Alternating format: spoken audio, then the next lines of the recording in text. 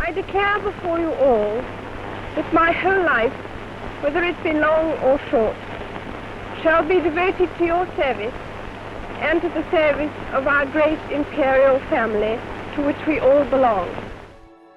For decades, Queen Elizabeth II, the longest-lived and longest-reigning monarch in Britain's history, was a stabilising force during a time of change in the United Kingdom.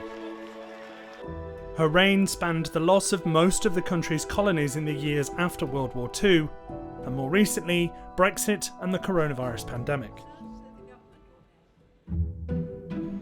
Elizabeth Alexandra Mary Windsor was born in April 1926, the first child of the Duke and Duchess of York. While cherished by the royal family, Elizabeth was never expected to become queen.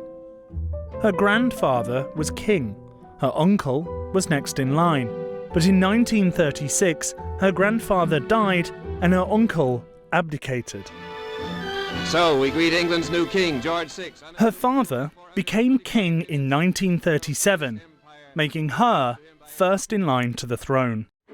Elizabeth's induction to royal duties began during World War II, when the 14-year-old made her first public broadcast. I can truthfully say to you all that we children at home are full of cheerfulness and courage. We are trying to do all we can to help our gallant sailors, soldiers and airmen. In 1947, Elizabeth married Philip Mountbatten, Prince of Greece and Denmark, and a lieutenant in the Royal Navy. On the balcony at Buckingham, where many kings and queens have appeared, Princess Elizabeth happily shares the supreme day of her life with her countrymen.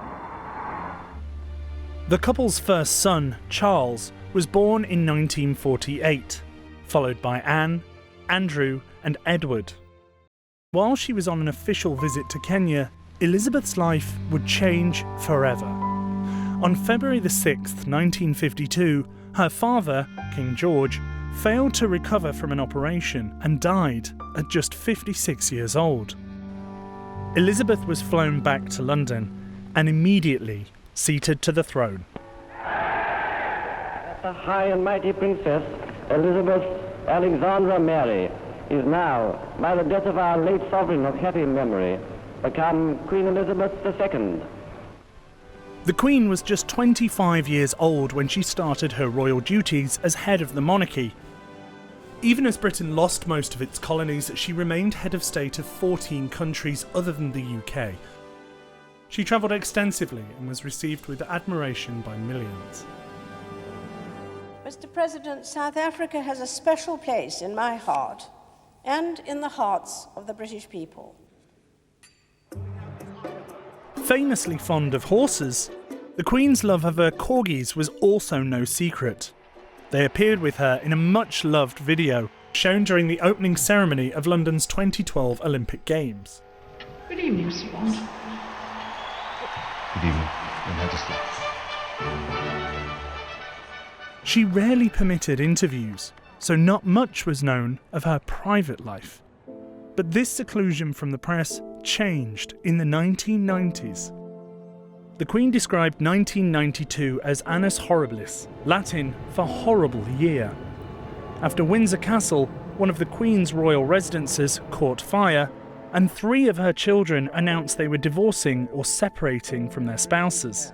This included the very public separation of her eldest son, Prince Charles, from Princess Diana. People started to question if the royal family was needed and if they reflected modern Britain.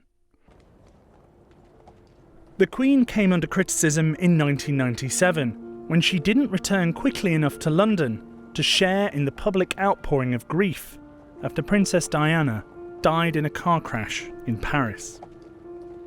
I want to pay tribute to Diana myself. She was an exceptional and gifted human being. In good times and bad, she never lost her capacity to smile and laugh, nor to inspire others with her warmth and kindness.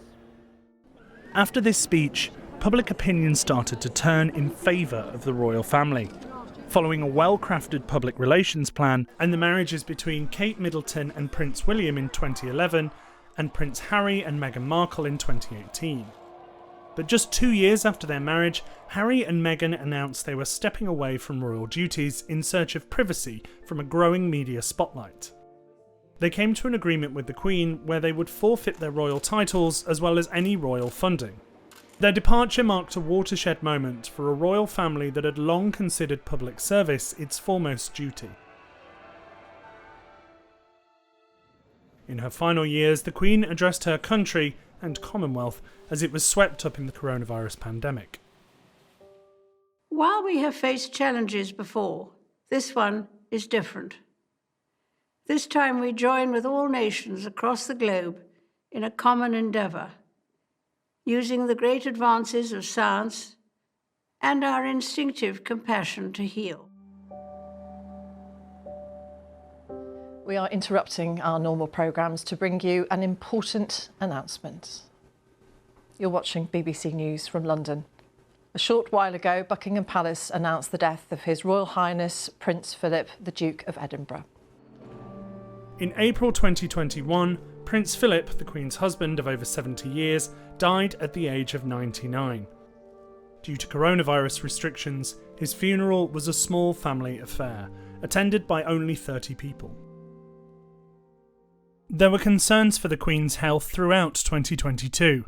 She tested positive for COVID-19 in February and in June was forced to miss some Platinum Jubilee events to mark her 70 years on the throne due to mobility issues, the palace said. One of the Queen's final acts was to appoint Conservative Liz Truss as Prime Minister, the 15th person to hold that position during her reign. The Queen will be laid to rest alongside Philip at the King George V Memorial Chapel in Windsor. Her death means the crown now passes to Charles, with William next in line to the throne. In her 2018 Christmas broadcast, the Queen reflected on what had united her kingdom, the commonwealth of 2.4 billion people and over 50 countries. Its strength lies in the bonds of affection it promotes, and a common desire to live in a better, more peaceful world. Even with the most deeply held differences, treating the other person with respect and as a fellow human being is always a good first step towards greater understanding.